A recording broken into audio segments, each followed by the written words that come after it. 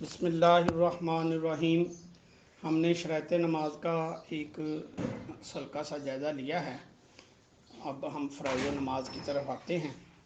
7 چیزیں نماز میں فرض ہیں۔ اگر ان میں سے کچھ مس ہو جائے یا کچھ غلط ہو جائے تو ہمیں نماز دہرانی پڑتی ہے۔ ان میں تکبیر تحریمہ ہے، قیام ہے، قرات ہے، رکوع ہے، سجدہ ہے، آخر میں جو اتحیات کے لیے بیٹھتے ہیں وہ ہے، اور ارادے سے نماز سے باہر نکلنا ہے۔ خروج بالسنا کا مطلب ہے کہ ہم اپنے ارادے سے نکلیں، نہ کہ نماز توڑ دیں۔ تو ان کو ذرا ڈیٹیل میں ہم دیکھتے ہیں۔ اس میں تکبیر تحریمہ یہ ایکچولی پہلے بھی ہم نے ڈسکس کی ہے۔ یہ شرائط نماز میں سے ہے، اور اگر مطلب نہیں شروع کی تو نماز شروع ہی نہیں ہوتی تکبیر تحریمہ اگر نہیں کہی تو، چونکہ نماز وہ چیزیں ایکچولی یہ ساری کہہ لیں کہ پکی چیزیں ہیں جن کے بغیر نماز نہیں ہوتی، تو اس میں 6 چیزیں پہلے تھیں۔ ان میں وہ نماز کے باہر کی چیزیں ہیں، یہ نماز کے اندر کی چیزیں ہیں۔ باقی یہ ہے کہ یہ ان کا اہمیت سیم ہے۔ تو نماز کی شرائط یعنی طہارت اور استقبال یعنی قبلہ کی طرف منہ ہونا، ستر عورت یعنی جسم کا مناسب جگہ سے ڈھکا ہوا ہونا، وقت کا ہونا، اور تکبیر تحریمہ کے لیے شرائط ہیں، یعنی قبل ختم تکبیر ان شرائط کا پایا جانا ضروری ہے۔ اگر اللہ اکبر کہہ چکا اور جو چیزیں ہم نے پہلے ڈسکس کی ہیں ان میں سے کوئی چیز مسنگ ہے، کوئی چیز نہیں ہے موجود، تو نماز نہیں ہوگی۔ جن نمازوں میں قیام فرض ہے ان میں تکبیر تحریمہ کے لیے قیام فرض ہے، یعنی جیسے کھڑے ہو کے جو نماز پڑھنی چاہیے، نوافل تو بیٹھ کے بھی پڑھ سکتے ہیں لیکن فرض نماز کے لیے کھڑے ہونا چاہیے۔ تو جب تکبیر تحریمہ کہے تو اللہ اکبر کہے، پھر جو ہے جتنی دیر کھڑا ہو سکتا ہے اتنی دیر کھڑا رہے۔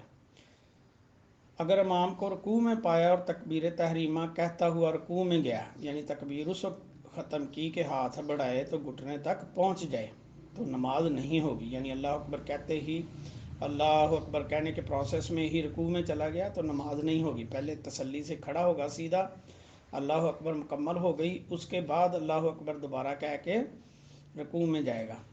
نفل کے لیے تکبیر تحریمہ رکوع میں کہی نماز نہیں ہوئی، اور بیٹھ کر کہتا تو ہو جاتی، یعنی نفل بیٹھ کے بھی چونکہ پڑھے جا سکتے ہیں تو ہو جاتی ہے، رکوع میں جانے سے نہیں ہوتی۔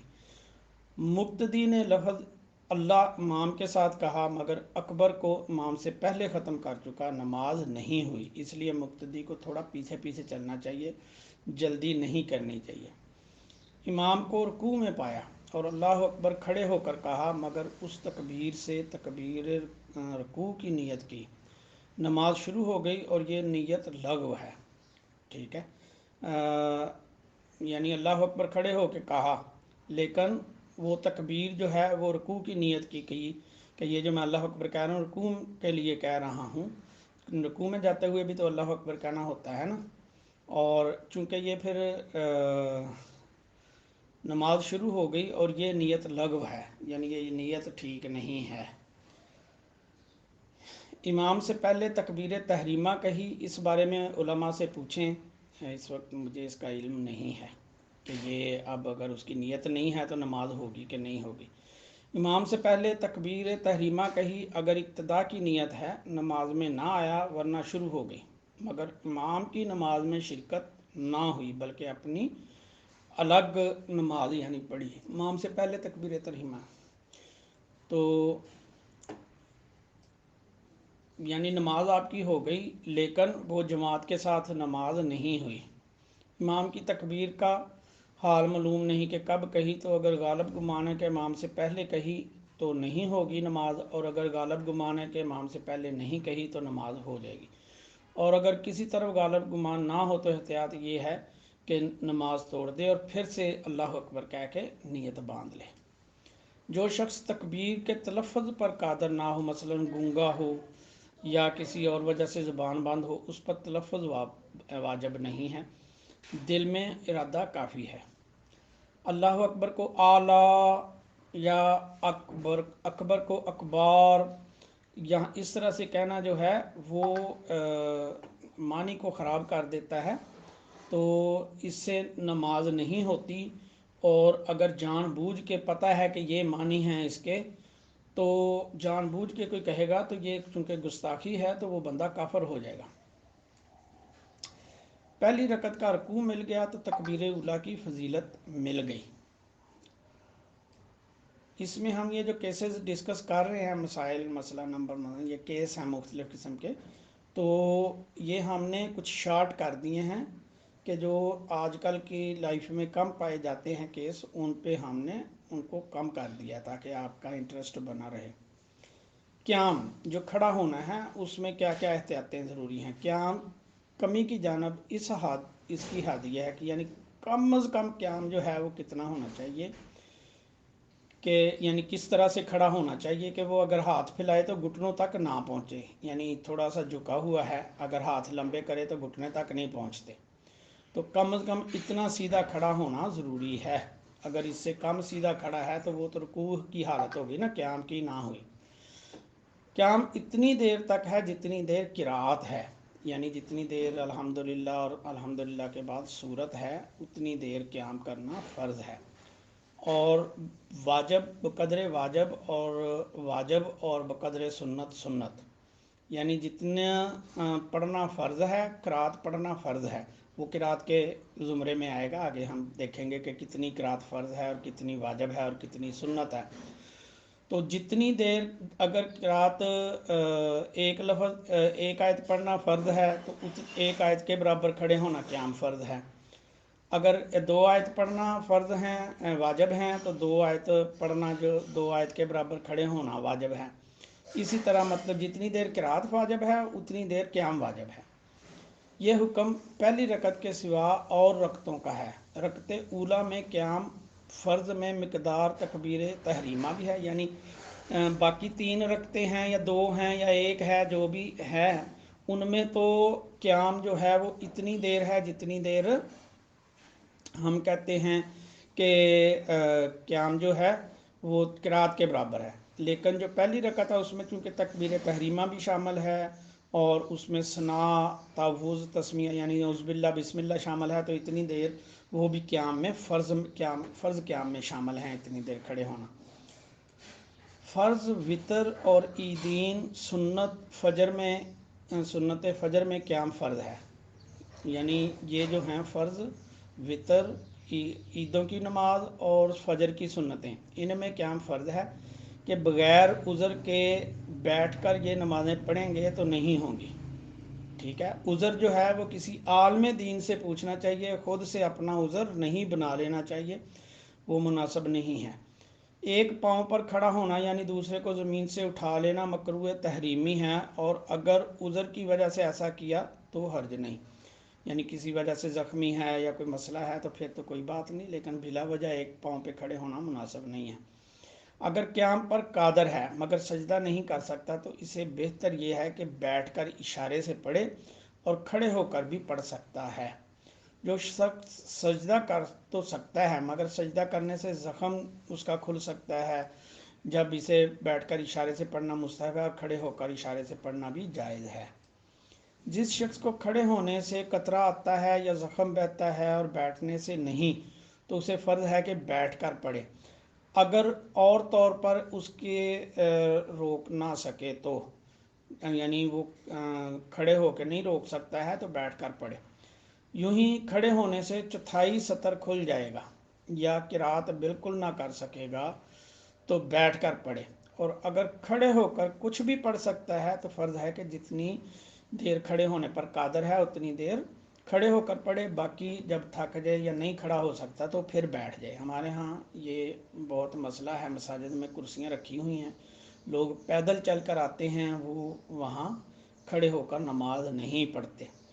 अगर इतना कमज़ोर है कि मस्जिद में जमात के लिए जाने के बाद खड़े होकर ना पढ़ सके और घर में पढ़े, तो खड़े होकर पढ़ सकता है तो फिर घर में पढ़े। जमात मुयस्सर हो तो जमात से, वरना तन्हा, यानी खड़े होना इतना अहम है। खड़े होने से महज कुछ तकलीफ़ होना उज़र नहीं, बल्कि क़याम उस वक्त साक़त होगा कि खड़ा ना हो सके, यानी हो ही नहीं सकता खड़ा, या सजदा ना कर सके, या खड़े होने या सजदा करने में ज़ख़म वगैरह जो है वो खुल जाने का, उसमें दोबारा खून बहने का ख़तरा हो, या कतरे आते हैं, कुछ लोगों को खड़े होने में कतरे आते हैं, या चौथाई सतर खुल जाता है, या किरात से मजबूर महज हो जाता है, तो इन केसेस में यूं ही खड़ा तो हो सकता है, मगर इससे मर्ज़ में ज़्यादती होती है, या देर में अच्छा होगा, या नाकाबिले बर्दाश्त तकलीफ़ होगी तो बैठ कर पड़े। यानी ये मैंने इसीलिए कहा कि उलमा से मशवरा करना चाहिए कि जी ये मेरी हालत है, वो आपको मशवरा देंगे, वो इजाज़त दे देंगे तो इंशाल्लाह आपके लिए बेहतर हो जाएगा। अगर असा यानी कोई डंडा सोटा, या खादम कोई नौकर, या दीवार पर टेक लगाकर खड़ा हो सकता है तो फ़र्ज़ है कि खड़ा होकर पड़े। अब आप इससे हिसाब लगा लें कि अगर किसी सहारे से भी खड़ा हो सकता है कि दोनों तरफ जैसे बैसाखियाँ होती हैं, बैसाखियाँ लेके खड़ा हो सकता है तो खड़ा होकर पड़े। अगर कुछ देर भी खड़ा हो सकता है, अगरचे इतना ही कि खड़ा होकर अल्लाह अकबर कह ले, तो फ़र्ज़ है कि खड़ा होकर इतना कह ले फिर बैठ जाए। ठीक है, तो कम से कम इतना खड़ा होना बहुत ज़रूरी है। आजकल अमूमन ये बात देखी जाती है कि जहाँ ज़रा बुखार आया या खफीफ सी तकलीफ़ हुई, बैठ कर नमाज शुरू कर दी। हालांकि वही लोग इसी हालत में 10-10, 15-15 मिनट बल्कि ज़्यादा खड़े होकर इधर उधर की बातें कर लिया करते हैं। इनको चाहिए कि इन मसाइल से मुतनब्बे हों, और जितनी नमाजें बावजूद कुदरत क़याम बैठ कर पड़ी हों उनका अदा फ़र्ज़ है। यूँ ही अगर वैसे खड़ा ना हो सकता था, मगर असा या दीवार या आदमी के सहारे खड़ा होना मुमकिन था, तो वो नमाजें भी नहीं हुई, उनका फेरना फ़र्ज़ है। अल्लाह ताला तौफीक अता फरमाए। किस कश्ती पर सवार है और चल रही है तो हिचकोले आते हैं, तो उसमें गिरने का ख़तरा है, तो बैठकर उस पर नमाज पढ़ सकता है। यानी जबकि चक्कर आने का गुमान हो या आपको वैसे चक्कर आ रहे हों, तो फिर बैठ के पढ़ सकता है। अब ये हमने पीछे किरात का जिक्र किया कि किरात भी फ़र्ज़ है। कितनी किरात फ़र्ज़ है, कितनी वाजिब है, और कितनी जो है वो सुन्नत है, ये हम यहाँ देखते हैं। किरात इसका नाम है कि तमाम हरूफ मखारज से अदा किए जाएँ, जैसे हरूफ हल्की आइन, हा, खा, इस तरह हर हरफ गैर से सही तौर पर मुमताज़ हो। ठीक है, अल्हम्दु, हर लफ्ज़ अलिफ लाम मीम, हर चीज़ जो है अलग-अलग से तलफ़ुज़ के साथ अदा हो। और आहिस्ता पढ़ने में भी इतना ज़रूरी है कि ख़ुद सुने, इतना ऊंचा पढ़ना चाहिए कि आपके अपने कानों को सुन सके। अगर हरूफ की तसहीह तो की, मगर इस कदर आहिस्ता कि खुद ना सुना और कोई माने, मसलन शोरगुल या शक्ल समात भी नहीं, तो नमाज नहीं हुई। अगर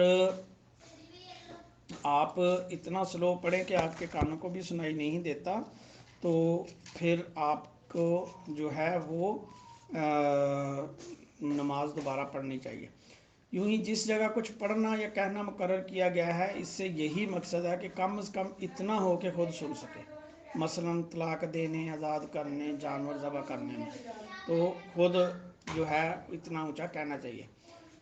अच्छा, मुतलकन एक आयत पढ़ना फ़र्ज़ की 2 रकतों में और वितर नवाफल की हर रकत में इमाम और मुनफरद पर फ़र्ज़ है, और मुक्तदी को किसी नमाज में किरात जायज़ नहीं। ना फातिहा, ना आयत, ना आहिस्ता की नमाज में, ना ऊंची आवाज़ की ना जहर की नमाज में इमाम की किरात मुक्तदी के लिए भी काफ़ी है।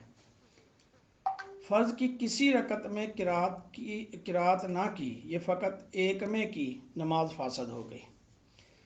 यानी जो है जो एडिशनल हम पढ़ते हैं, या मतलब किसी भी नमाज में अगर किरात नहीं पढ़ी तो नमाज जो है वो ख़त्म हो जाएगी, दोबारा पढ़नी पड़ेगी।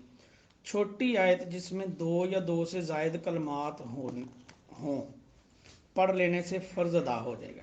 और अगर एक ही हरफ की आयत हो, जैसे सौद, नून, कौफ, ये सूरतों से पहले आते हैं के बाद के बाज़ किराअतों में इनको आयत मानना है, तो इसके पढ़ने से फ़र्ज़ अदा नहीं होगा। अगरचे इसकी तकरार करें, यानी इसको 10 दफ़ा भी पढ़ेंगे तो फ़र्ज़ अदा नहीं होगा।